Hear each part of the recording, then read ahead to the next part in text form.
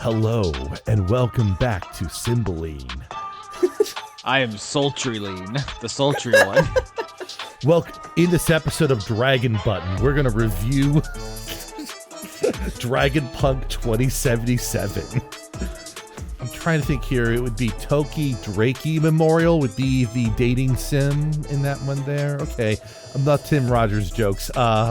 Would you date a Cymbeline? I feel like that would be a psychic attack constantly. I feel like dating a Cymbeline would be having to accept that it's less like dating a Cymbeline and more just like being in their proximity, and maybe they'll like bring you like trinkets and treasures. Like, hey, check this out. Hey, check this out. Hey, look what I found. You want to go eat some punch? Eat some punch instead of opposed to drinking it. Yep. Mm-hmm. It'd be like being friends with a bear, you know? Like, you can't own a bear. It's not your pet. But if you give it food, it'll come by and hang out, and you can watch soccer together or whatever people are doing in Eastern Europe.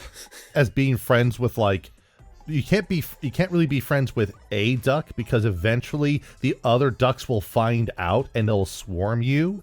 At least that's my experience with the ducks around here.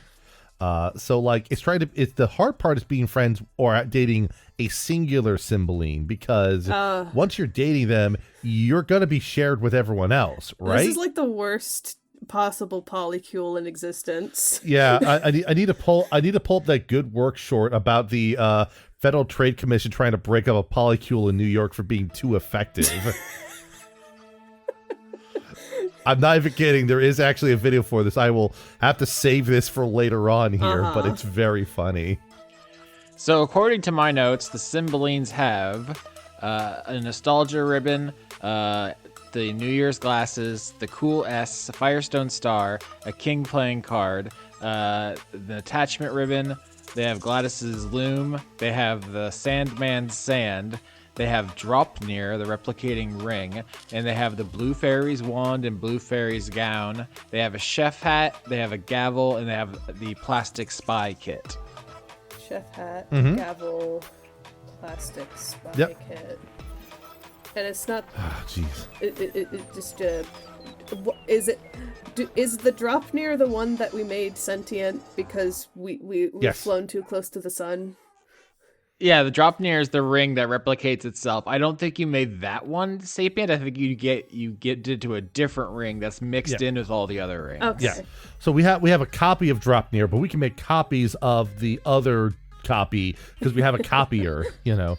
So we can basically have our own Dropnir racket going on the side here. Yeah. So I guess with the Cymbelines, anything you have in your inventory is a replicating thing. That's kind of what's going on with you right now. Mm-hmm. Listen. They gave us access to the copier machine, and by that I mean we took access to the copier machine. The assistant with the little card you have to scan to authorize each scan. We fucked that thing up, so we can just go at it anytime we want. You know, we're responsible shepherds of all of our shit, you know? Mm-hmm. The Cymbelines are installing all kinds of fucked up drivers on this printer. When the fucking Orlando siblings get it back, they're never going to be able to get it to print right again. It's only going to use yellow ink for some reason. It's going to be a nightmare. The toner is fucked. It's gonna print out those weird little streaks you get when one of your printer heads is clogged. You're gonna have to open up your printer and clean it manually. Also, all the sounds on the machine have been replaced by random sound clips of whatever show the Cymbeline have been watching. Like whatever is the Has-Been Hotel equivalent in universe. It's all going to be sound bites from that show that have nothing to do with the operations at the time. So you're saying every sound it makes is a swear word? Yes. You know, like you might press a button, it doesn't go, and you'll just hear a voice be like, "Oh, slap my dick!" And that just happens every time you press something that is an invalid action on the copier. There, you know, that's the energy that is spewing copies of the True Cross in every direction. Yep.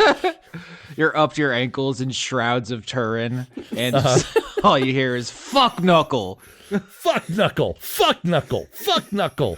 Just like, how many fuck knuckles do you want today?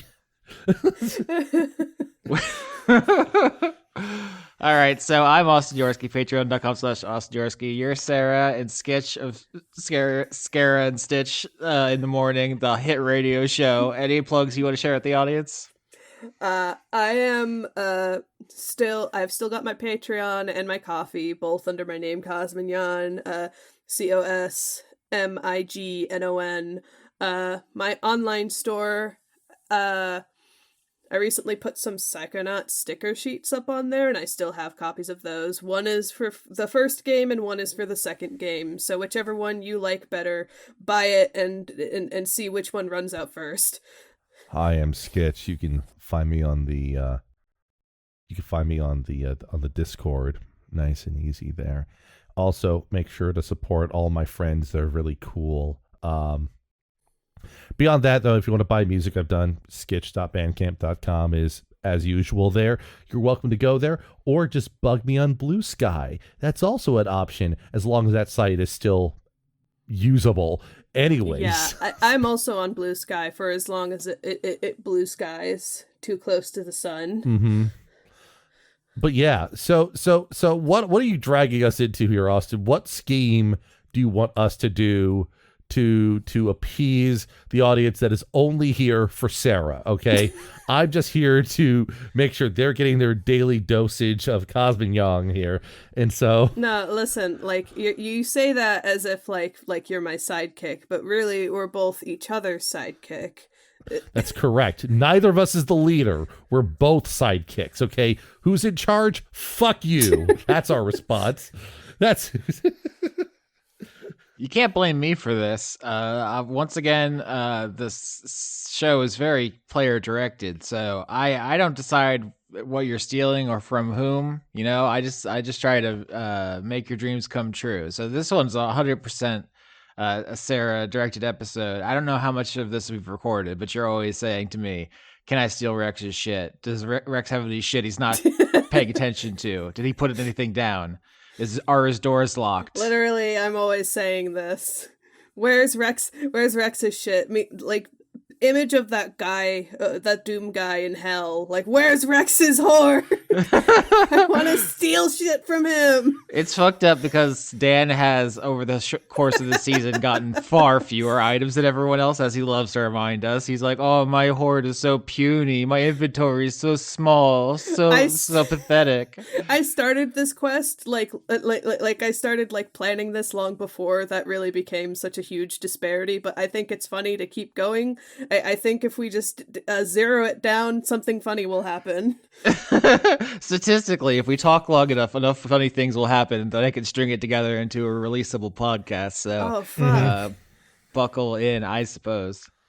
I guess that is a plan we have. So I guess the question for you, Austin, is how do we want to open up this thing? Or how do we want to, like, go over the heist plotting or otherwise? What is a good opening scene for what these Cymbeline are up to? So we have our rogue Cymbeline and our cleric Cymbeline. I believe are the two character sheets you two have. I've read your inventories.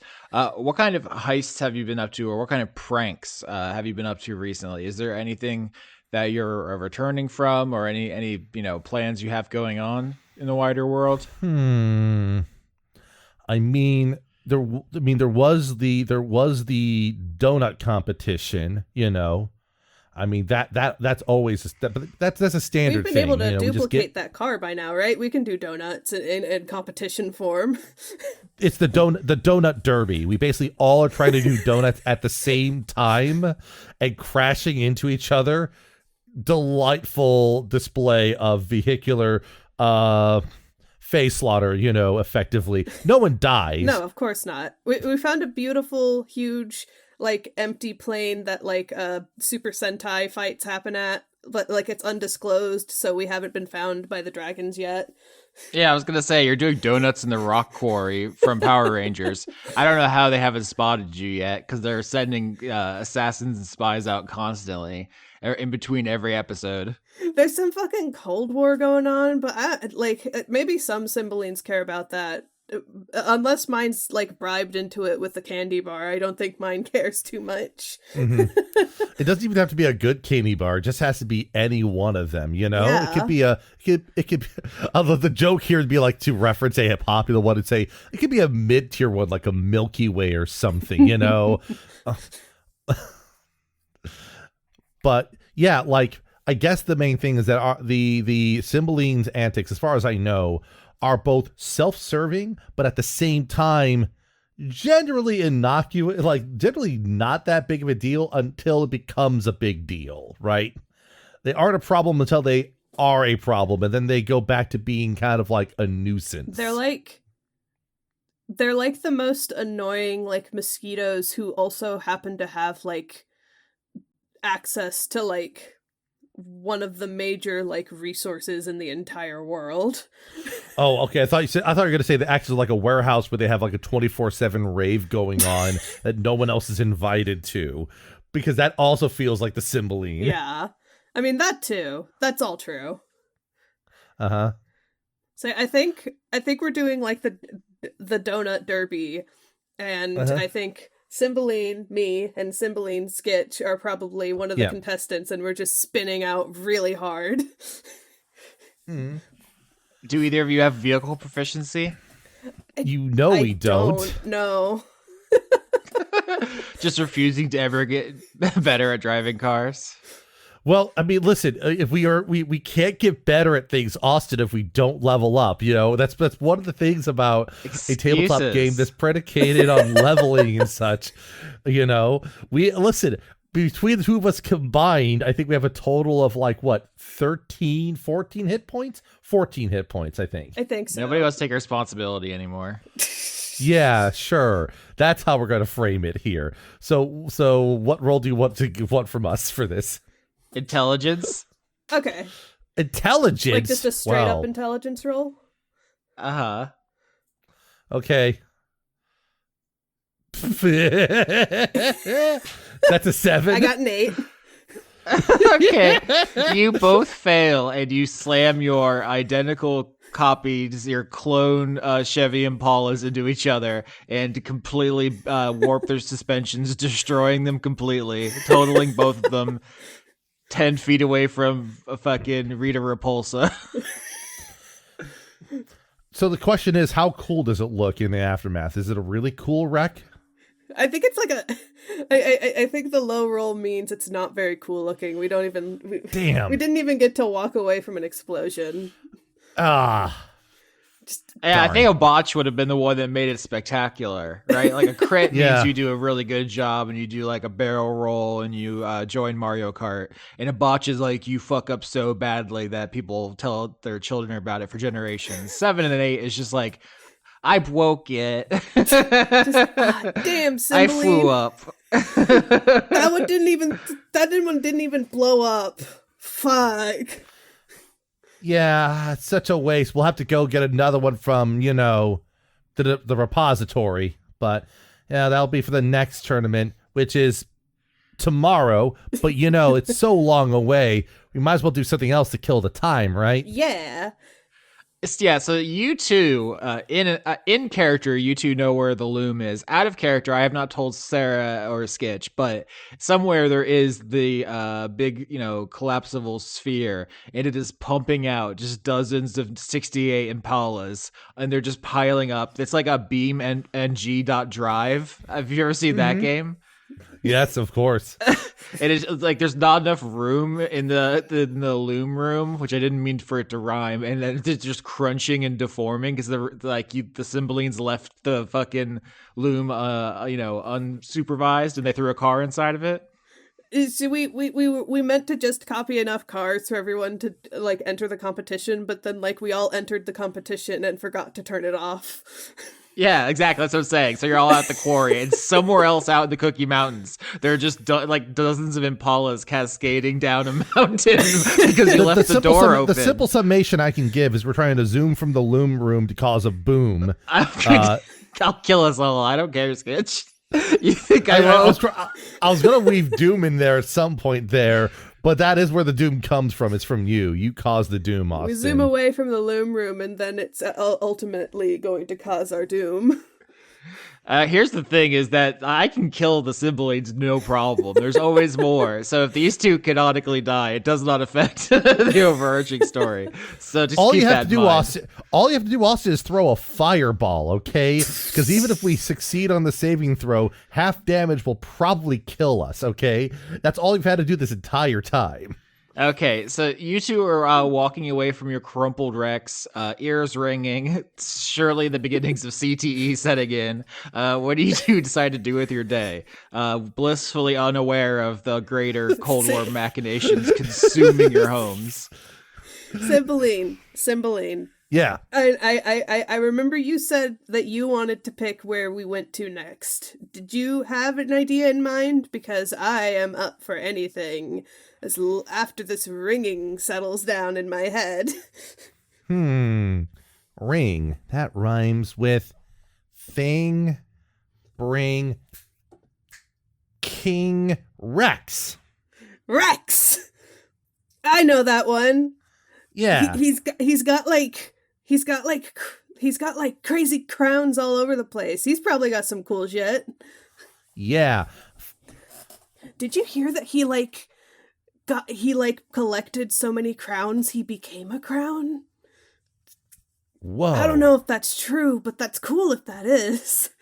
So is he would he become is he like a crown dragon? Like a dragon that is in the shape of a crown? Or I don't know. I haven't seen that guy in I don't know how long. I haven't seen a lot of things in a while there, but I'm suffering from Cymbeline traumatic whatever that last word is. Encephalopathy. Thanks, narrator. Cymbeline traumatic epilepsy. No, encephalopathy. Encephalopathy. Yeah. That is a mouthful of a title for the episode, to say the least. Yeah. Let's see how many times you get hit in the head, and then we can circle back to that one. Yeah.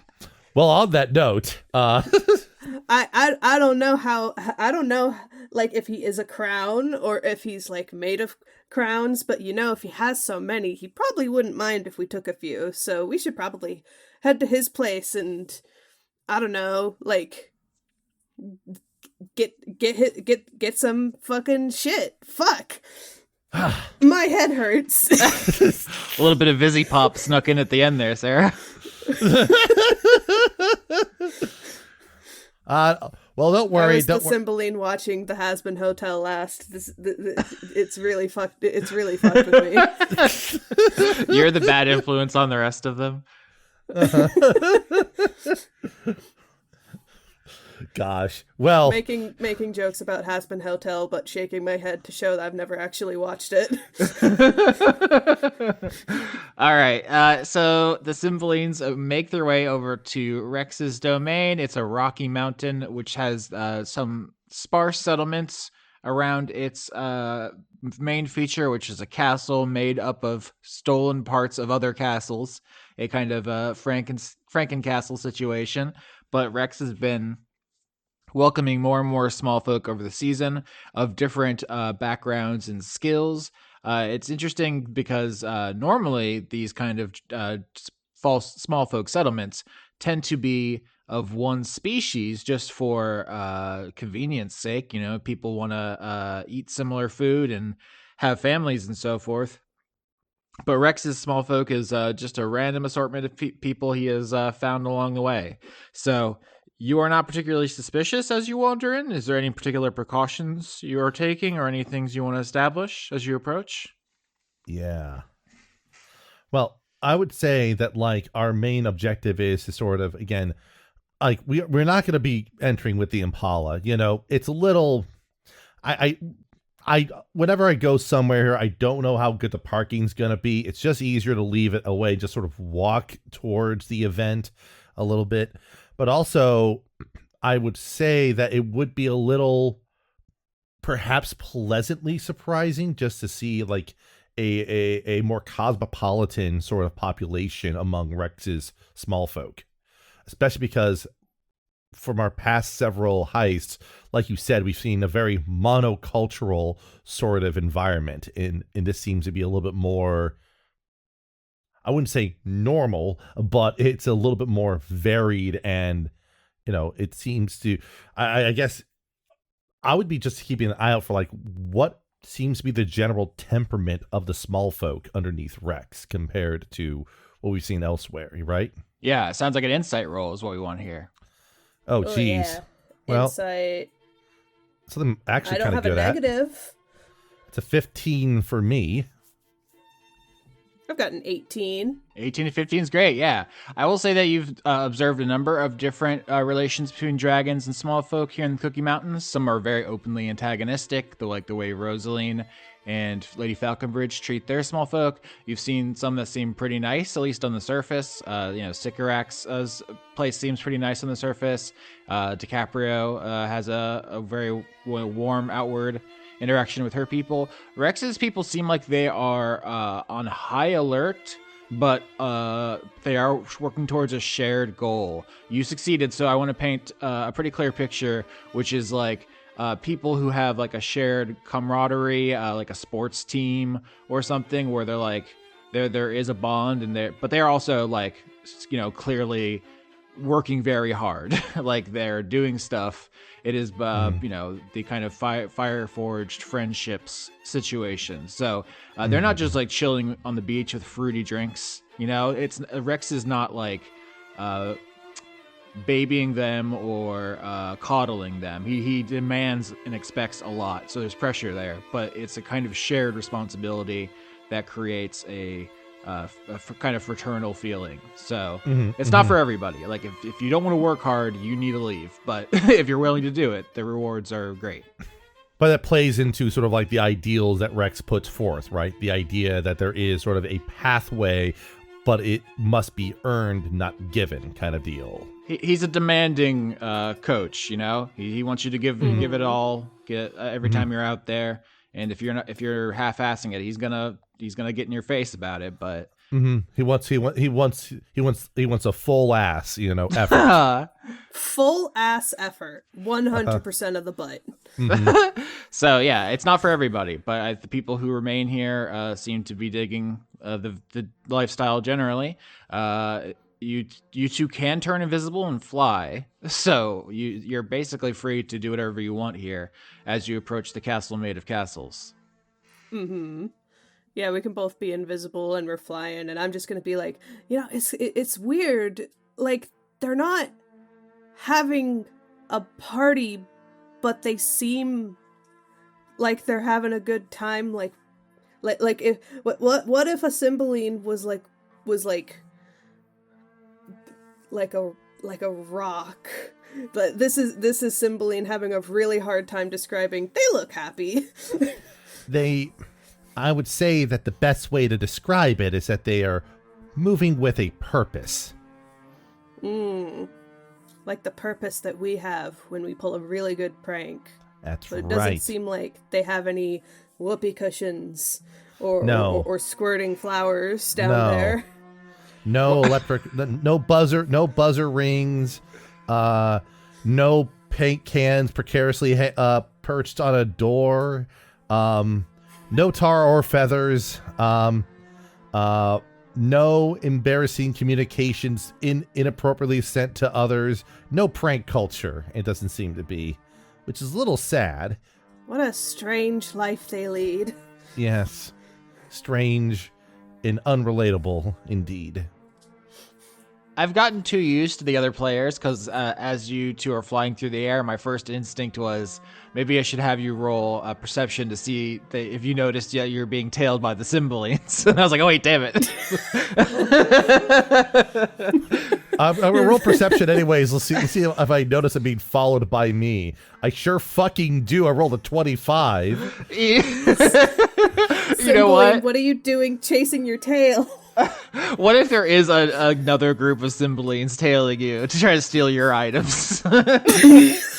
Well, the funny thing is, this is actually playing into the idea I have for the item, Austin. So, anyways, Infinitely recursive Cymbalines.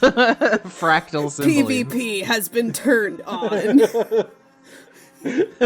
Excuse me, CVC, Cymbeline versus Cymbeline. yeah, exactly. We're gonna treat this like the Tomb of Horror. So if we die, the ones that are behind us just immediately take our place and keep going. It's easy. Bit of a conga line. Mm-hmm. Okay, so up ahead you see the numerous mismatched parapets of different castles. There's a great gate that is being watched by guards, but they have no idea what you're about. I don't know if they have any way of stopping your whole thing. What do you all do? I don't think we can take them in a fight. Mm-hmm. So I would think the best course of action would be to find another way in, if possible. But I'm just thinking of the only other tool I have on hand is like using thaumaturgy to make my voice big and imposing and trying to be like, trying to boss our way in. But I don't think I can pull off that leverage there. If you want to use a deception to do a little voice throwing, that is absolutely a thing you can do to get past guards. Deception is possible, but that unfortunately thaumaturgy does not give you a bonus for deception. It gives you a bonus to intimidation, which is probably not going to work on these individuals here. But I am not opposed to trying to create a diversion effectively with a deception. So I will, my +1. Let's see what happens here. Roll them bones. That's a 7. A 6. That's a 6 rather there. So not good on the deception attempt.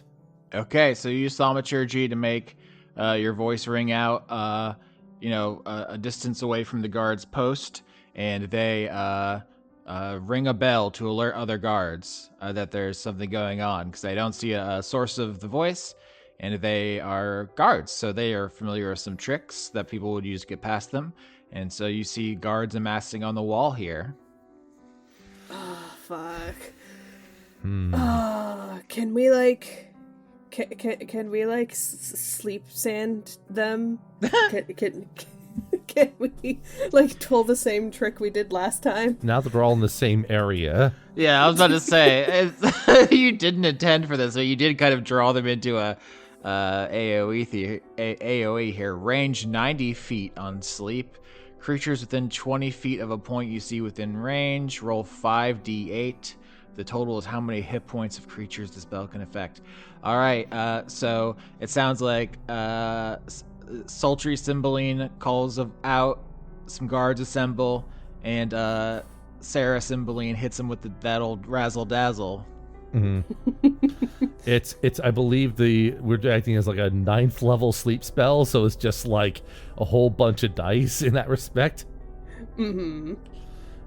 Do we need to roll that? Do you want us to roll that, Austin? Yeah. Okay. So let me double check here. It is 21d8. 21d8. Because it's 5d8 plus 16d8 for the extra 8 levels there. So it's 21d8. And that will indicate how many fall asleep from it. Okay, that roll was an 81 total. All right, so 8 of the 10 guards fall asleep as Cymbeline dust blasts them, crop dusts them from above, just letting the dust rain down on them. They all start tipping over and falling. You run out of dust before you get to the final 2 guards here. So I think there is a human and an Aarakocra, a bird person. All right.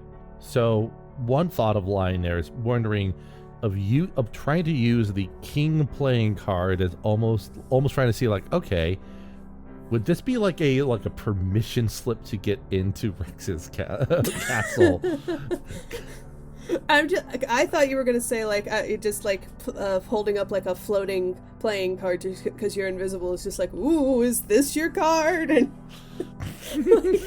like deceiving them in that way. Like, whoa, this is an elaborate magic trick. I like the idea of a guard being like, say, like, hold on, like just like shush him, pull out the king card, put it in their pocket, pat the pocket, and just walk past without saying a word.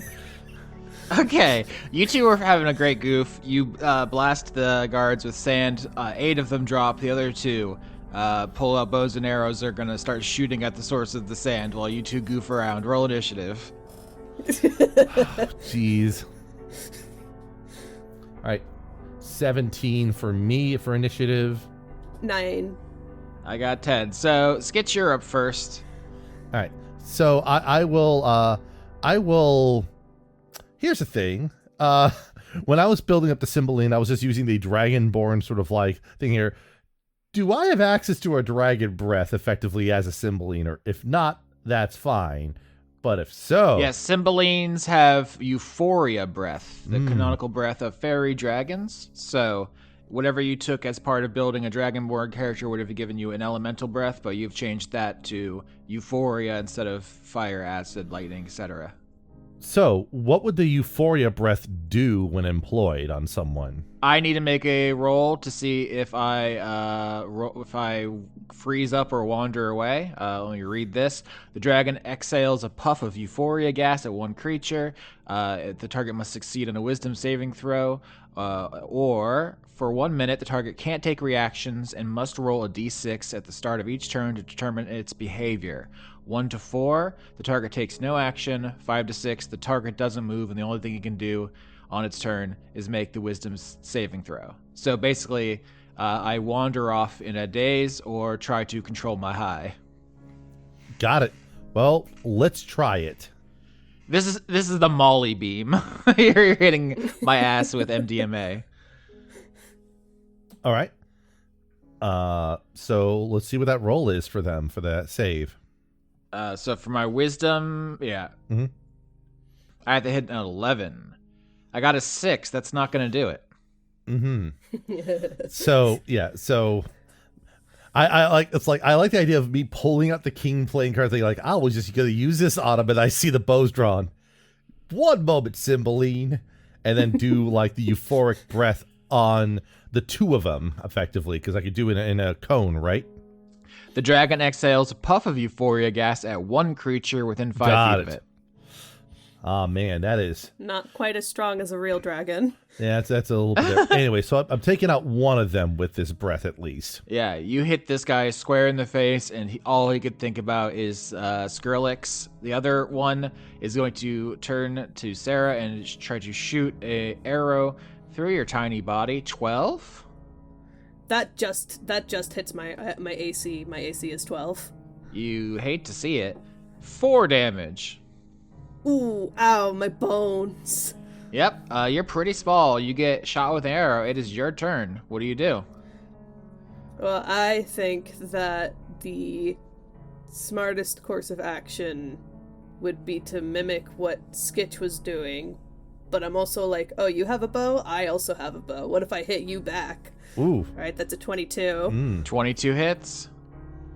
And that's 5 damage. Alright, you shoot an arrow at this person wearing armor, and it apparently hits them, but does not seem as devastating as completely blasting someone's whole nervous system apart with chemicals. So we are back to Skitch. Skitch, you see the guy who you Euphoria blasted, he's grinding his teeth uncontrollably and staring at the patterns in the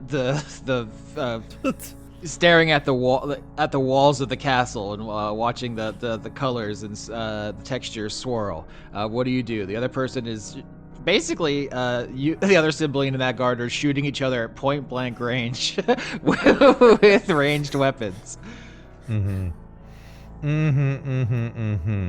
That's a whole lot of action going on over there. Tell you what, I'm gonna have the guard that's shooting at Cymbeline make a dexterity saving throw as I try to use Sacred Flame against him. 18. Actually, I'm going to invoke Lucky and use one of my luck points to impose disadvantage. Actually, let me check here. Nope, I can't do that. It's only for attack rolls. My mistake there. But Damn. I'll keep that in mind in case he tries to attack me. So yeah, so I tried to basically use cause magical flames to encompass their body, but they're able to sort of shift aside before it really takes hold. So there they are, seeing me try to set fire to him. Yeah, they see that you have flavor blasted their friend, and then you start fire blasting them, and they're gonna turn and shoot you. That's a 3. That's not good. Yeah. I think seeing all the fire, I think best course of action after that is Firebolt with the Firestone Star. So my spell attack is +6 total. Because it's basically proficiency plus your whatever mental stat you're using for quote unquote spell casting in this case here. So I think in your case you have what's your intelligence? 3. +3. So +5 would be the simplest way to do that. Okay. So D20 +5 would be a good one for the roll there. 1d20 +5. 15. That hits. All right, awesome. And then we do damage. So D10, I believe, is the damage for Firebolt. 3. Not very much. No, you hold out the Firestone Star, the highest honor in the culinary world, and perfectly calibrated heat fires out of it, enough to perfectly sear a steak and leave lock in all the moisture, but not enough to kill the security guard at Rex's lair. So we're back over to Skitch. Let me actually roll this D6 to see if this guard has wandered off. 6. No, they're still grinding their teeth and staring at the wall. Also, I've just looked at my notes. This is probably not the most dramatic time to say this. Do you know what the word Cymbeline means? Not really, no. Sunhound. Sunhound. A dog of the sun. Specifically, the Celtic sun god. Mm-hmm. Huh. I see. It comes from Cuna Belinus. Belinus is a Celtic sun god. Cuno is dog. So, dog of the sun gods. All right. Well, in this situation here, it's okay. I will. I think just for the sake of getting us out of this situation here, it might be prudent to pull one of the bigger guns and just try to use a guiding bolt to end the fight here. Well, I have 2 spell slots, Austin, so I can't do much of this here. So, all right. So in this situation here, that's a botch. However, I'm going to impose one of my 2 luck points to roll with advantage. And re-roll that. And that's an 8. So it's not a botch. It's still a miss, though. Just one more. All right. So at the gate here, these Cymbalines are getting bogged down. It was a 10-on-2 fight. The sand really helped, but this last guy is very persistent. And he's going to try to shoot Sarah again. 18. Oh, that hits. 4 damage. That brings me directly to 0. Okay, you get an arrow through the wing, pinning you to the wall of the castle outside of Rex's lair. Oh, that sucks. I probably should have used my breath weapon, but I wanted to be flashy. He had an arrow, I had an arrow. It made sense. I have to use my other spell slot to end this thing here. So... I'll roll that with advantage because I don't know if 13 is good enough to hit. So I'll use my other luck points. So I'm using both my spell slots and both my luck points to deal with this one guard. An 18 should hit. It does hit, yeah. I don't see why you're laughing so much, Austin. 23 radiant damage. Wow. How does this look? Paint me the picture of you defeating this guard. So if the other Cymbeline looks alive, I will just be aggressively knocking out the guard with it. Like, the bolt will hit with enough force that their head hits the wall next to where Cymbeline is, and they fall, to the ground. Knocked out, in this case. Okay, Sarah Cymbeline, you're pinned to the wall by the wing. What are you doing? I'm just trying. I'm just fluttering, trying to get off. I guess. Just maybe like I don't really have anything for healing, anything at all. I don't have any spell slots anymore, so I can't help with that either. But yeah, in that case, like, Skitch Cymbeline can just come over and pull out the arrow from my wing, and then we can, like, have a snack break. Roll some hit dice. We have a single pasta, you know. Have a single bow tie pasta shape. That's right. I'm trying to think of something more deranged that someone can pull out of their bag and eat, like in public. It's just a single bow tie. A single cooked bow tie pasta, yes. Fucking deranged. Or with 10 bodies on the ground behind you. Uh-huh. So I just roll the hit dice, right? Just the Yep, plus your constitution modifier. Yep. Okay. That's 7. So 7 out of 9. Mm-hmm.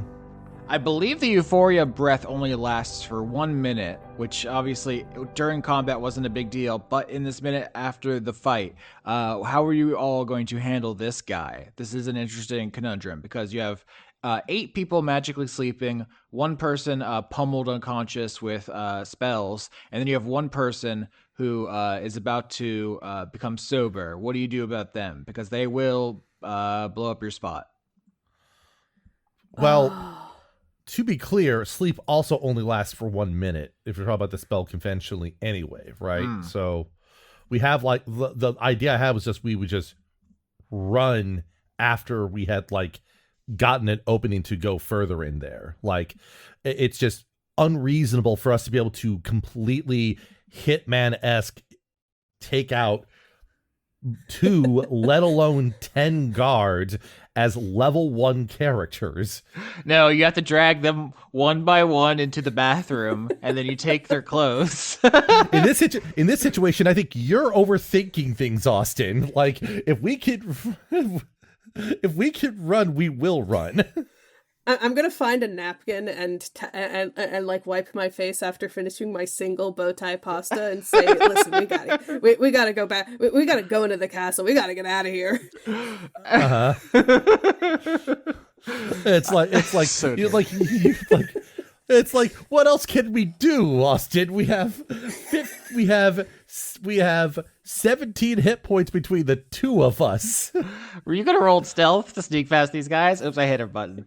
Okay, here's the thing. There's a big, heavy door to enter the part of the castle where the good stuff is kept. What do you do about the big, heavy door? You are 2 dragons the size of house cats.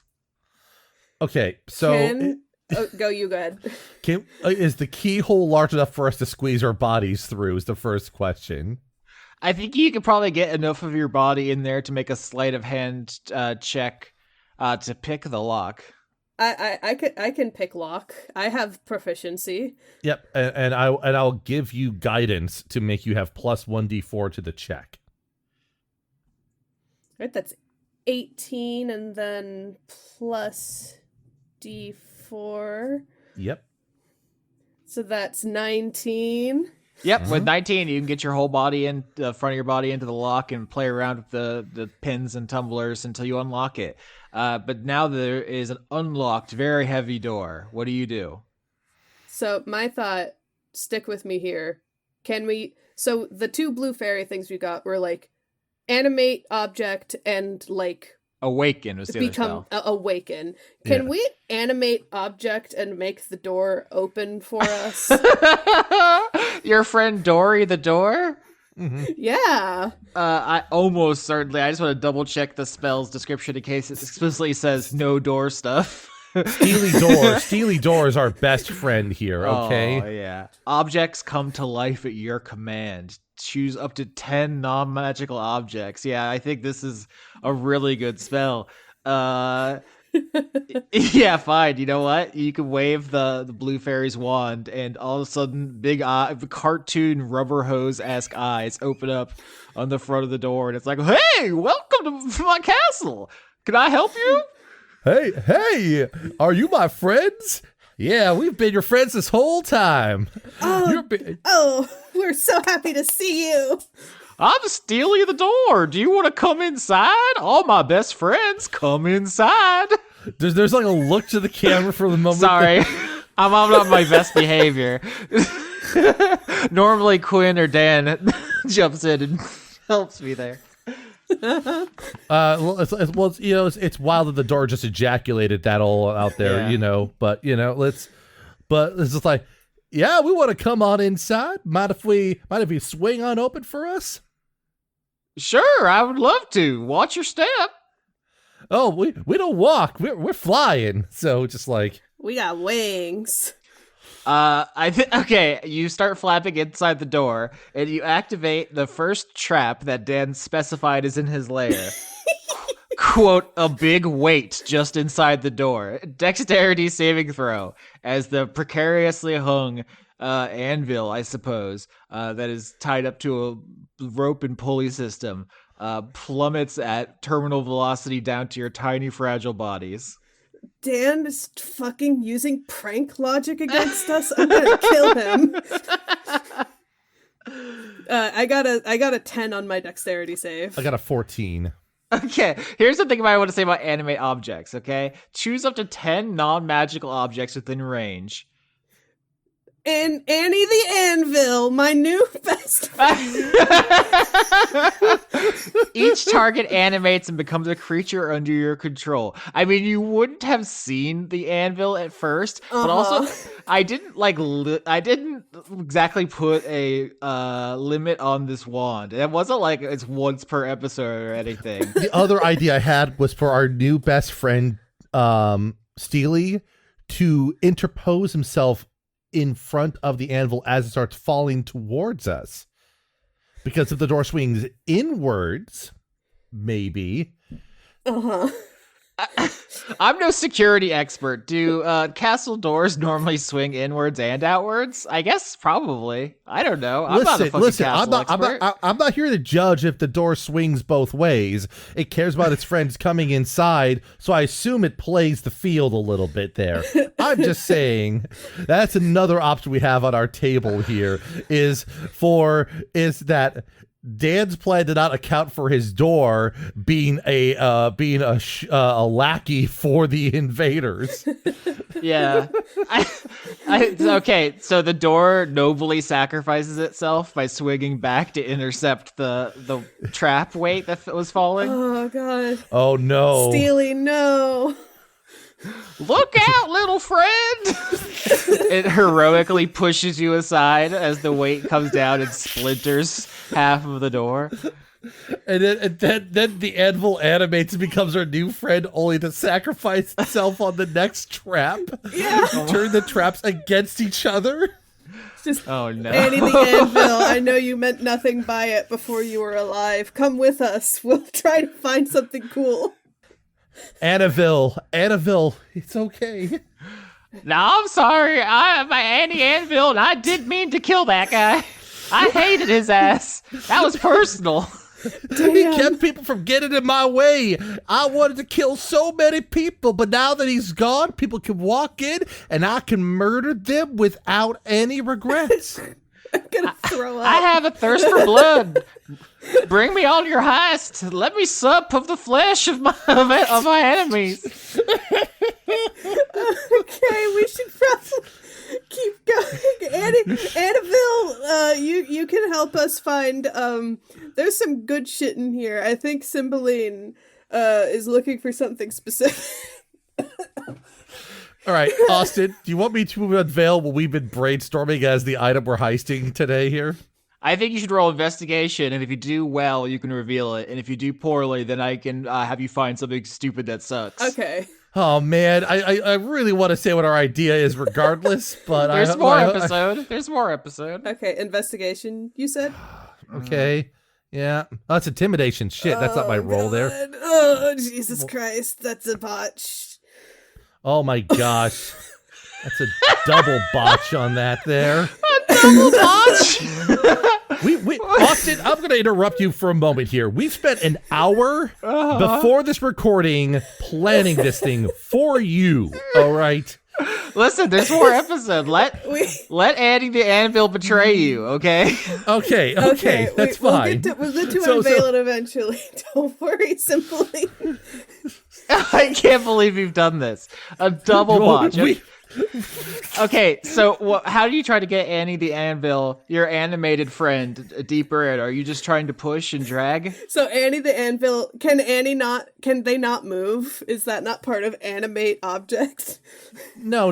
Here's my idea. We ask Annie Anvil to help lead us to where the good stuff is, but Annie is a bloodthirsty anvil, and she knows that her job isn't done yet. She knows that we should have actually dodged her, and we failed, and therefore we're still potential victims of her wrath.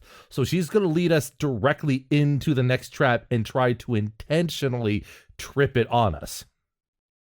Okay, so if the objects are animated a la Beauty and the Beast, right? So Annie the Anvil is on some Be Your Guest type shit and articulating the corners somehow. And is like, follow me. Definitely not into an ambush. She's about to start the musical number for "Be Your Death." You know, there you go. It's a very lovely number. It would have taken way too much time to sequence it in here, so we had to cut it out. This is sketch after the edit here. Okay, Austin has already edited the episode. I'm just here to say that we tried to make this number work. We couldn't. So I'm just here to explain that the scene never happened, unfortunately, where we had a musical number. There was dancing. The door, Steely came back to life for a moment before Annie Anvil kills him again in the middle of it to prove her point.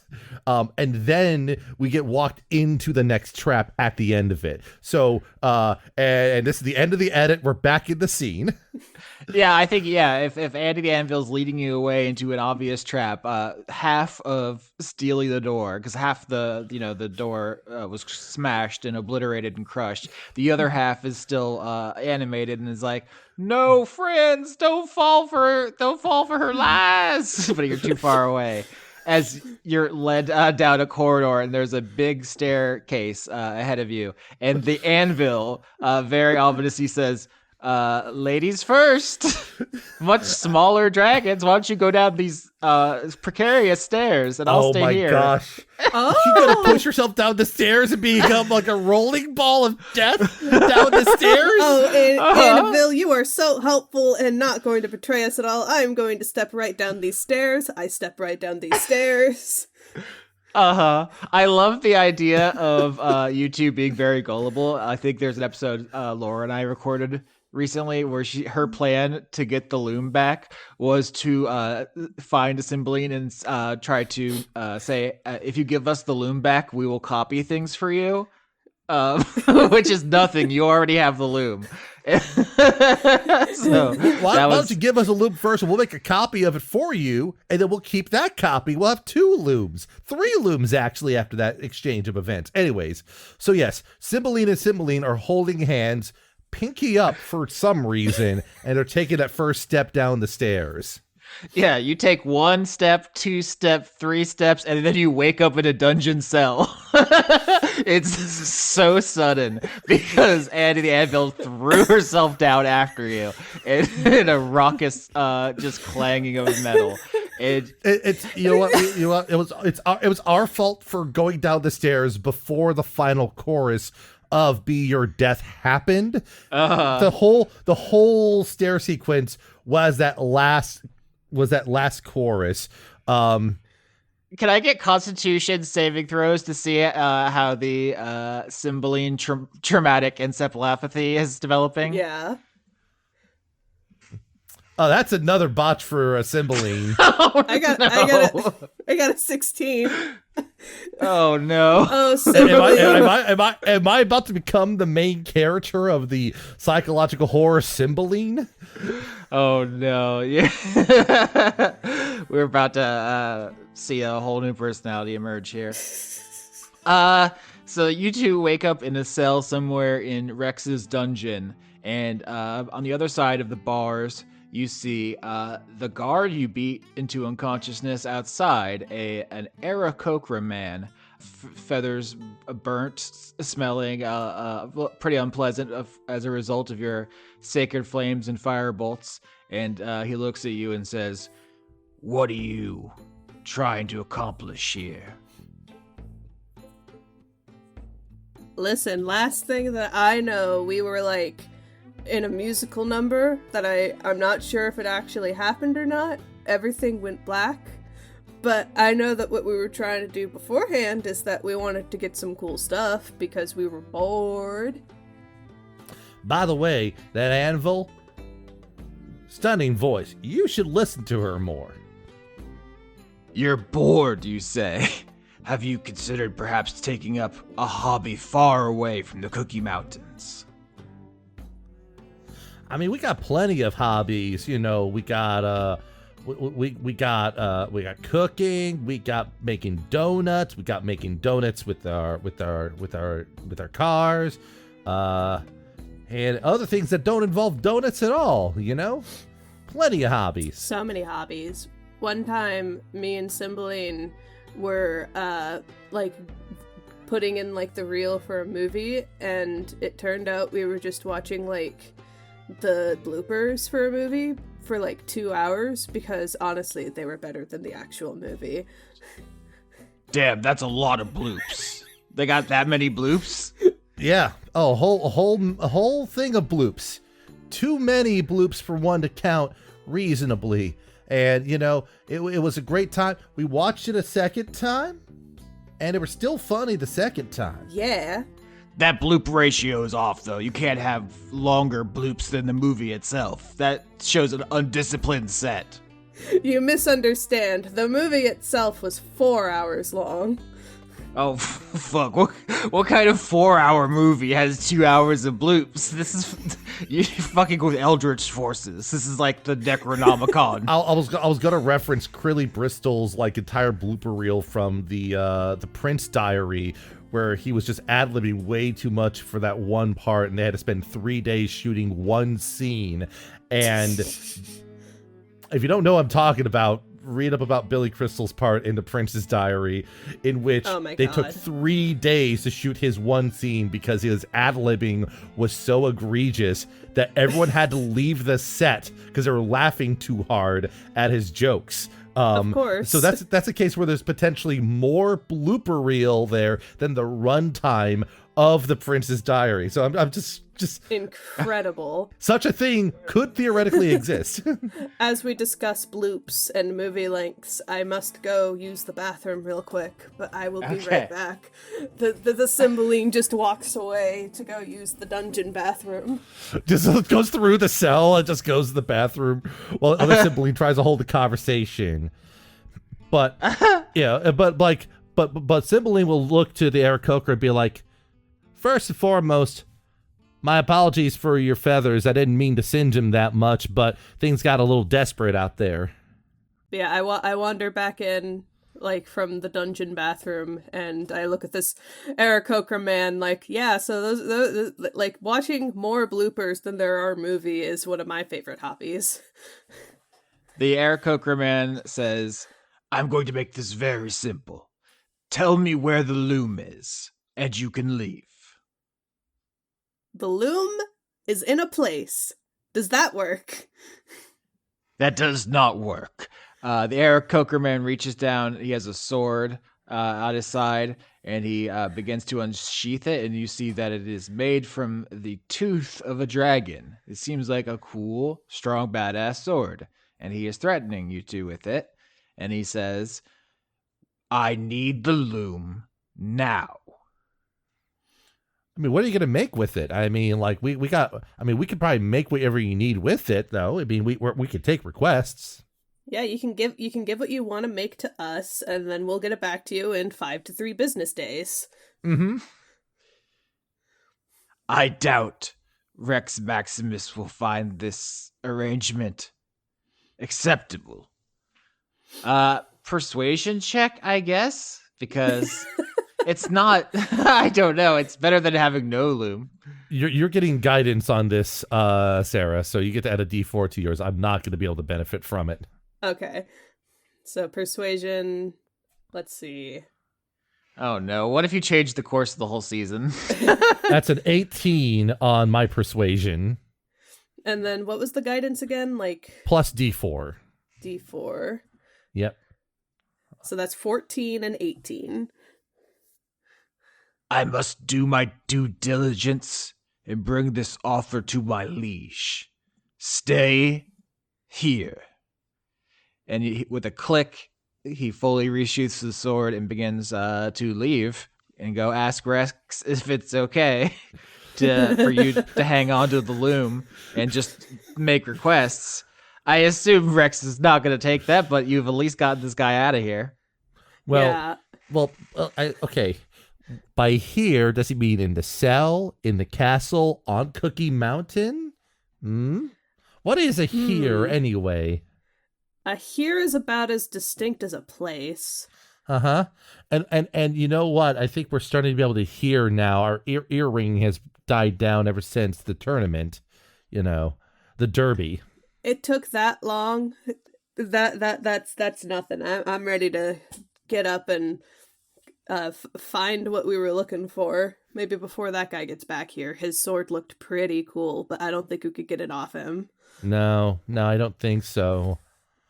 That's a shame. All right. Well, let's get going.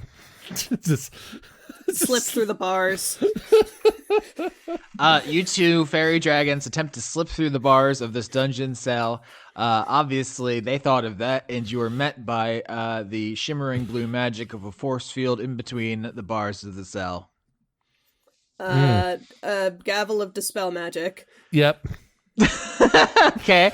They did not know that you were connected by an attachment ribbon to your brother Cymbeline, who has a gavel that dispels magic, and so they were not able to counteract this. Do you want to paint a picture of this? Is it very casual, or you're just like, oh, I'm gonna leave. Oh, I bumped into something. No, I didn't. And then you just.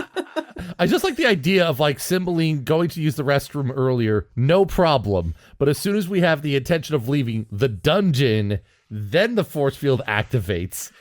I was gonna cut out the part where Sarah went to the bathroom. Now I have to leave it in, or this won't make any sense. You've done this to Sarah. Well, Sarah did dictate that she came back from the bathroom, walked back into the cell, so I thought that was canon already. I was trying to preserve her mystique. The audience doesn't know she uses the bathroom. For all they know, the audience doesn't know I eat, sleep, or piss. Now, for all they know, Cymbeline does, but not Sarah. That's the important thing. Maybe it was here. all an elaborate role play for this moment where I try to leave the bars to like the part where I was like I left a specific like row of bars in the cell to like go use the bathroom, and then like that was fine, but now it's not working. So I like put my hands up against the force field glass like, oh that's new. And then I just like pull out my gavel and swing it around a little bit before gently tapping the force field, and it just explodes. That's all very Bugs Bunny, that you leaving in the middle of an interrogation, coming back, and then finding the security system. Mm-hmm. It's like the home run like thing in Smash Brothers. It's just like you hear the baseball home run sound and the barrier run. Yeah. You knock the enchantments right off those bars, and you're free to go. The Aarakocra is going off to Rex to give your offer to him, I will say. What are you all doing? The animate object spell only lasts for a minute, so Annie the Anvil is currently no longer on the hunt, just absolutely thirsty for your blood. But listen, the chances of Annie the Anvil returning are low, but they are not zero. Keep your fucking head on a swivel. Yeah, this is like amnesia. This is like it's like we have to hide from Annie the Anvil behind a corner, or and if we look at Annie the Anvil for too long, she just smushes us, and it's just it's as mascot horror gone too far. You know? I was gonna say this is streamer slop. This is the ultimate fucking enemy to a Looney Tunes ass villain like a Cymbeline, is a living anvil that wants to smush them, like in the Animaniacs. Oh, now I'm Well. thinking that somehow the Cymbelines, their ultimate power. Maybe I don't even say this out loud. What if you do get like Bugs Bunny's powers of like cartoon logic? You know, like if you get pushed off a cliff, you don't fall until you look down. You know? Yeah. Like that's the ultimate Cymbeline power play. By the way, did you know that that is the official game development term for the amount of time you allow somebody to run off a ledge while still allowing the jump input is coyote time. Yeah. That's Yeah. cute. Okay. I assume you all want to get back into the castle heist. Yes, Yes. it's not coyote time, it's coyote crime time. It's coyote crime time. Roll survival. Okay. That I have a better number in. 9. 8. Okay, now I get to activate another one of the things Dan specified are here. Okay,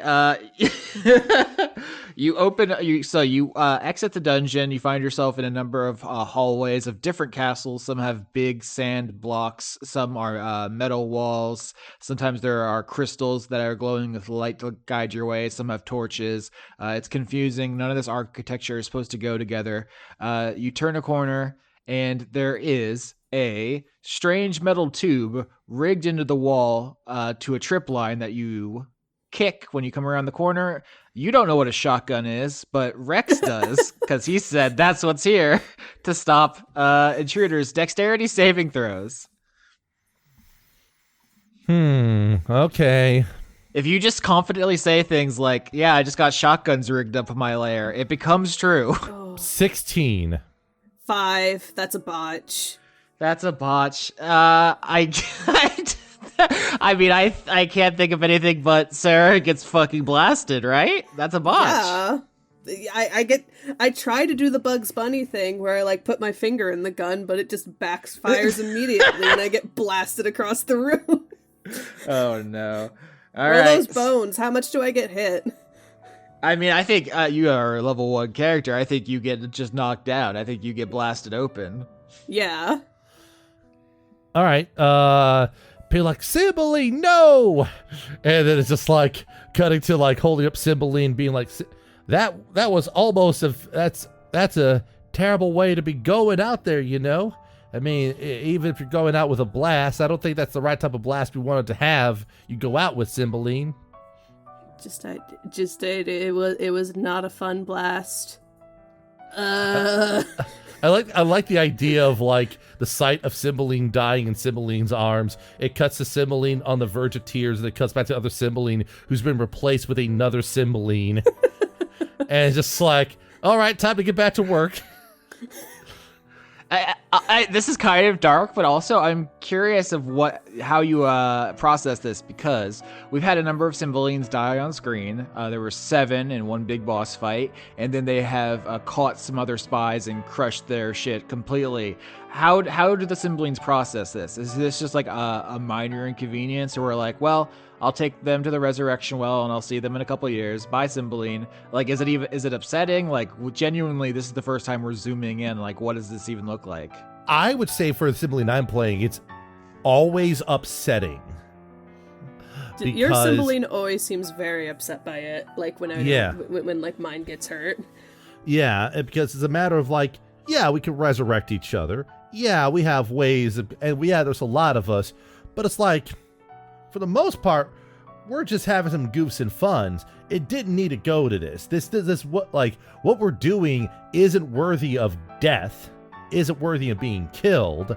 We're not making this a life or death situation. They are. Yeah. How real is your anger towards the Orlando siblings? Are you in a prank war with them and they're getting one over on you, or are they murderers who keep killing your family members? It's both. Okay, that's fair. It's a prank. It is still a prank war. It is a prank war as much as possible. But if they make it a life or death situation, we will respond in kind. Is sort of my response.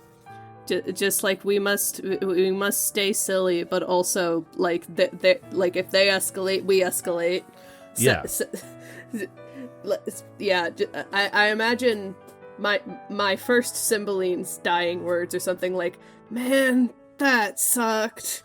That's not good on the bloop. Like that's not good That on was the a blooper horrible reel. blooper." That was a horrible bloop. And Yeah, then, here's a question for your individual Cymbalines, because we never, said their, names, I guess, their first names or whatever. We don't know which one's which. Have either of these Cymbalines died before? Were you one of the Cymbaline 7? Or that's just like something that, someone from Thanksgiving told you about? That's a good question. huh? Part of me thinks like on the one hand, sure, because from my understanding, there's enough time that happens in between these heists that like a resurrection could happen in the interim and stuff like that, right? Yep. Because the time scale is a bit large. Yeah. Like it would make sense for us to have been among the Cymbeline 7 potentially. There are two different ways it could go, right? It could be that you just keep dying and coming back, dying and coming back. This is part of the prank war.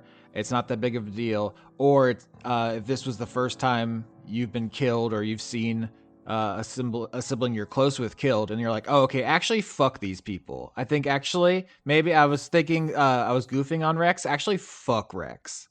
Mm-hmm. So there's just different valences. Since you're the one that's alive, I think you get to make the call on if like your Cymbeline was part of the 7 or if this is like a new experience. It feels like the Cymbalines, generally speaking, are fairly, they're small, fairly low in power as a grand scope of things. And so killing them feels like something that broadly is not warranted, regardless. It's just one of those things where I would say that like seeing this, brings back like seeing Sarah Cymbeline nearly die and then outright die in this sort of sequence here. Just sort of like makes my Cymbeline to sort of keep in mind, like there are stakes. These people are a threat. And part of why we do what we do is for survival in addition to goofs. Because if we don't create our own horde of resources and defenses, we would just get wiped out anyway at a whim. And like I guess my Cymbaline's general attitude is, we didn't make this a life or death situation. You collectively did towards the siblings and kind of the culture that the siblings have set up. That's sort of the way I view it, if that makes any sense. I mean, that makes perfect sense. I think that is a natural progression for the characterization. To take it more seriously. A devious thought just occurred to me. You used animate objects on the door and anvil, but you have not used awaken. So rather than switching Sarah to another Cymbeline that just happens to be here, which is funny, we could do that. You could also just awaken a random thing, and then Sarah can play that for the rest of the recording. Well, here's a question. Can we awaken the shotgun? Absolutely. Shotty the shotgun? Yeah. Shotty the shotgun. My greatest role yet. The target gains the ability to speak one language you know. It's like, listen, yeah, at least you can defend yourself and me. I have just woken up 1 minute ago, but I am ready to defend the first person I see, and that's you. Well, you better be defending me, because you accidentally killed my friend right there. The target gains an intelligence of 10. The DM chooses statistics appropriate, blah blah blah. You can just use your Cymbeline sheet. So yeah, Rex rigged a shotgun to kill intruders. It blows Cymbeline apart, kills her, and then you turn and wave the blue fairy's wand over the shotgun and recruit it into your bibbity revenge boppity mission. boomstick. That is what I say. Yes. Fuck. God damn it. Fuck. This is why you bring me on the fucking show, Austin. I got several of these zingers lined up in here. You have to choose which one is the actual episode name. We've got so many good ones, but I'm really, really pleased with Bibbidi Bobbidi Boomstick. Because I think that's the one that will make Dan have like sort of like, yes, wait a minute kind of energy there when he reads it. It will break the pattern of all the Cymbeline episodes having Cymbeline in the title, so that's something you consider. Well, we have the other one though. We have CTE, which has Cymbeline name in there, which also could be a. Anyways, so yeah. Maybe you could just put Bibbidi Bobbidi Boomstick in the description of the episode. So, okay, you are now wielding a talking, intelligent shotgun. You're streaked with Cymbeline's blood on your mission of revenge / heist. There's one more thing that Dan specified is a security feature in his lair, which is roving gangs of poachers. That's the word he used, I promise.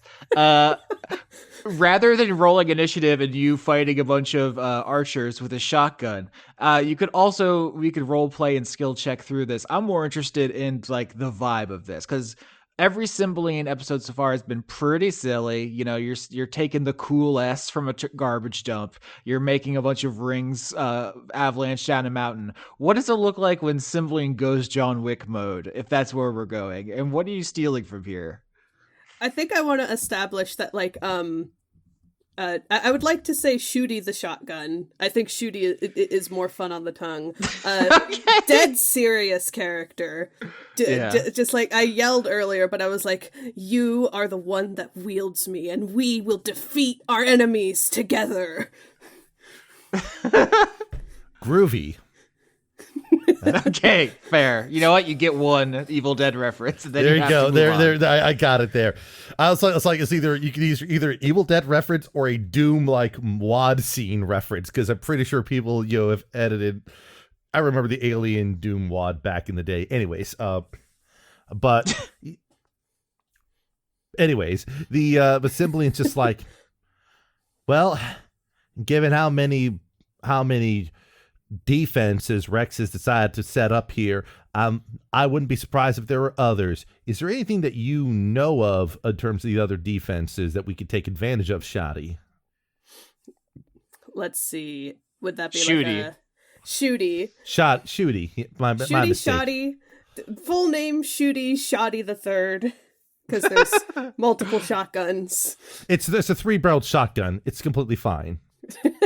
Whoa. Could I roll like history or something to like know Sure. what other things are in Rex's I'll castle? give guidance on that. I'll give guidance on that to you. Awesome. So you get Gary Gygax did not anticipate this is how this would be done. Add that D4. 20, not a crit, but 20. Artificial 20, yeah. So I guess Shooty the shotgun has quote unquote seen everything that it was carried by. That memory was magically stored somehow until it was awoken. So you know the whole layout because Rex took a bunch of weights and weapons and walked around the whole lair. Maybe not even Rex personally. He has a whole menagerie of guards and so forth, but you carried around while they were all being rigged up. So you know the whole place. So with the 20, the question isn't where do you go? It's what are you stealing and who are you killing? Okay, well, the who we're killing, like, it basically, if the poachers, if someone shows up that is going to, like, be a threat and doesn't back down, we're taking them out. Rex's minions don't back down. Right. So, the Aarakocra is probably going to be a survivor. Probably. The Aarakocra left, to go give Rex the deal. Yes. So the poachers, they're going to get killed. Almost certainly. That is no doubt there. But can I finally reveal what we're planning on stealing here, Austin? Sure. All right. So, in the realm of thinking about like kings and rulers and dynasties and such, one thing that came to mind was the lineage of champions in competition through a whole list here. And this led me to think of a few things. Number one was eminent domain and perversions of that. And then the other one was a really, really fun pun of kayfabe Ruth. Okay. So kayfabe Ruth is a famous wrestler in history whose main shtick was the idea that the ring was not just the ring, but everything that extended from the ring, because they made it so real, it extended beyond. And therefore, the tournament happens anywhere at any time, which led me to think about the WWE Hardcore Champions and the short-lived 24/7 championship belt. Okay, yeah, I'm familiar enough with wrestling to follow what you're saying. Kayfabe is the fiction that the wrestlers inhabit. Championship belts are things that you can challenge to win from someone 24/7. The implications are clear. So, what does this magic item do? This is a championship belt is a symbol of authority that I could see Rex hoarding. Yep. The idea of it being is that it's sort of a retro. So the idea I had, it's stupid. It's not a good idea. But the idea of it is, do you remember how the 24/7 championship worked? No, I don't think I ever knew it to remember it. It can be attacked anytime, like if you're sleeping at your house. Yes. So yes, you could be sleeping while having the belt. Someone could walk in with a ref, pin you in your bed, get a 3 count, and be the champion. So effectively think of it as like a perversion on compelled duel, except it is sort of a gotcha after the matter. You could do something, then say, by the way, we're in a duel, here's the rules, and I've just won, and can claim a victory from that angle there. Yeah, so compelled duel belt. What exactly are the Cymbalines planning on doing with it? Is there like a greater plan here, or is this just something that you're just taking and then we'll figure that out later, or is there like a prank you're planning with it? My initial thought, while we were brainstorming, is something like a bunch of Cymbalines have like this kayfabe belt, kayfabe Ruth championship belt, and we basically can just all draw aggro from someone at once by all compelled dueling like the same person. And that's just one idea, right? So effectively you can almost use it as a means of like forcing attention away. So if there's a particular Cymbeline that the Cymbalines want to deal with, the other Cymbalines can just interpose and say, actually you're fighting me, kind of situation. That's one way to apply it. It's sort of like it's a compelled duel that forces the target to have to attack that one first, in that particular way. Okay, so that makes sense. Can I get the role-playing duo of remaining Cymbeline in mourning and living shotgun stalking the halls of Rex's lair? Sure. Which Bobby? Just pick your Bobby Prince tune of choice, Austin. Okay. And let's also do some dexterity contests, because you're coming around the corner and there's, I swear to God, Dan said poachers. That's what I wrote down. There's different people here who are like hunters, and you're gonna blast them, presumably. The only thing I can imagine that would help would be doing perception checks to know I can hear like the enemies kind of like making their miscellaneous grunting sounds around the corner. Sure. Yeah. So we're doing Rexenstein 3D here, you know? Okay. Oh man, that's just a 10. That's not great, but you know. Let's see let's see how 9. 10 beats 9. I will say this. So now we need to have the art of like the Doom HUD at the bottom with Cymbeline in the middle, like glancing from the side to side here. Okay, Sarah, do you want to roll one? Yeah. Do you want me to also roll perception, or I can do dexterity so I can like whatever? It's all good. I'm doing dexterity. Yeah, like a range attack practically. You can almost do like a range attack. Oh God. Oh, that's a 20. That's nice. 5. 20 beats 5, I believe. Mm-hmm. Yes, it does. I tell Cymbeline, I was literally made for one purpose. Wield me well. Yeah, and I like the idea of like almost holding the shotgun from underneath while running along the ground or something, or floating along in the air, and like it's like, oh, around the corner, turn the corner and just blast someone's head off, just point blank. I got a 9, you got a 10, so you won. I got a 5, you got a 20, so you won. And now I've rolled a 21, so I might get one victory here. Someone roll against me. Okay, what is this going to be? What is this? What check should I do in this case here? Dexterity save. Dexterity. Okay, I'll do a dexterity save here. That's a 14, so I don't succeed on that one there. Okay, so you do get hit once here. A poacher does shoot you. Now I'm trying to picture how a Cymbeline is carrying a shotgun, and I have to add shotgun to the Cymbeline's inventory now. Damn it. Let's see. You take 6 damage. Still alive. Holy shit. All right, paint me this picture. I think you've won. Where is the belt? How do you get it? You kill 2 of the 3 attackers outright. One guy gets you, but... Yeah, it's more of a matter of just like, first and foremost, how am I carrying it? I like to think of doing a very conventional tactic of it just being like, on my back as I'm flying around. I mean, listen, we got plenty of things here. At least I don't have to worry about the kickback hitting me in the face. I think the problem is that the reason why I get hit by one of them is that the amount of time it takes to reload is quite a while, and they caught me when I was still reloading. So they were able to get a shot on me. But basically, it's like, I would say that it's more appropriate to say this is more like Wolfenstein than Doom, because I figure that the corridors have nice orthogonal corners, you know? That it's a nice square grid. It seems more orderly there.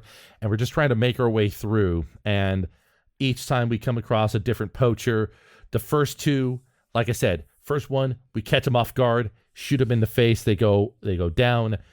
After I reload, we start to move further. Another one tries to throw a net at us, but the shotgun blast goes through the netting, takes them out, the net gets destroyed. And then as we finally get closer to the chamber for the various belts. There's multiple belts of royalty contained in there, right? Yeah, Rex has a whole belt room. I like to imagine I've been guiding you through like the hallways because I remember like, oh yeah, that's where that shotgun was. That's where that anvil was. That's where that spike pit drawer like hole opens up underneath you. Oh, and so like that's how we take care of the last one, right? We get up to the door. I try to like work the lock, but I'm not as good as Sarah Cymbeline was at working the lock, and I get hit from behind by like, I don't know. What do poachers? Oh yeah, poachers could use a gun, but I think that what Shooty does is shoots the trip to cause the floor panel to go away underneath the last poacher, and they fall into like a spike pit to die. I searched fairy dragon with a shotgun. I'm so disappointed there isn't a single Google image result, but the AI overview did give me this. Oh, quote, no. A fairy dragon with a shotgun is an image representing the juxtaposition of a small, mischievous fey-like creature with a large, destructive weapon, playing on the creature's inherent magic and the weapon's incongruity. In role-playing games like Dungeons & Dragons, this would be a bizarre and potentially threatening image, as fairy dragons are known for using illusions to neutralize threats, rather than engaging in direct combat with a shotgun. That should be the episode description, is just that. Just paste that into the episode description. And then leave this part in. I'm crying. So that people wonder, like, where the hell does this even come from? Silicon Valley is trying to create Robot God, who took one look at us and was like, I don't fucking know, man. Yes. This is beyond me. That's scary. So my sibling with 2 hit points, like, watches this last poacher fall down into a pit of spikes, or maybe like a pit of, like, something that would kill a Cymbeline. So maybe it's like a fire or electricity or electrical fire that, like, you know, completely wrecks his shit. And then it's simply just like, I didn't start this, but I'm finishing it. And then, you know, pushes the door open by shooting it with the shotgun, of course. And then gets the belt and, you know, Amsgray's out of there. Oh no. This took a turn, but I think it's the turn you've been waiting for this to come to here. Yeah, I mean, I don't know how much more I have to add. This is like about an episode length. I just would like, is there's any more interplay between the two characters? I feel like we didn't get enough of what would you say if your shotgun came to life. So, if you have any heat for us, I would say this. I think the travel back would be the three Cymbalines. You know, the other two are helping carrying the belt. I'm working with Shooty. And I'm just gonna add, and I think the big thing is like, so, Shooty, what else do you know about Rex? That's an interesting question. I was only put in there to guard the things that he finds important. And there are a lot of things he finds important. Is there anything specific? Oh, sure. I mean, there's that, but also I'm probably sure that Rex might have said something while walking by you a few times while you were installed, or his guards might have said something about him. I'm just saying, you know, there might be information you have that we can use to our advantage now that you're part of the family. And don't worry about being the only Shooty. There'll be plenty more of you where you came from. Oh, friends. I've never known such a concept. You are truly the warmest and kindest people in the land. Let's see. I do know one. So, I know one thing about Rex that could blow up his spot, but I don't know if Austin would think that. So, I have been trying Sarah, you were just tweeting. I saw you on Blue Sky saying, I need to do something fucked up on Dice Funk. Okay. You're openly fantasizing about doing it, and now here you are. Your mouth is inches from the microphone. Fucking do it. Become a legend. I heard I heard from the guards walking around that Rex might have a child. You know, if we lose one of our own, I guess Rex must lose one of his then.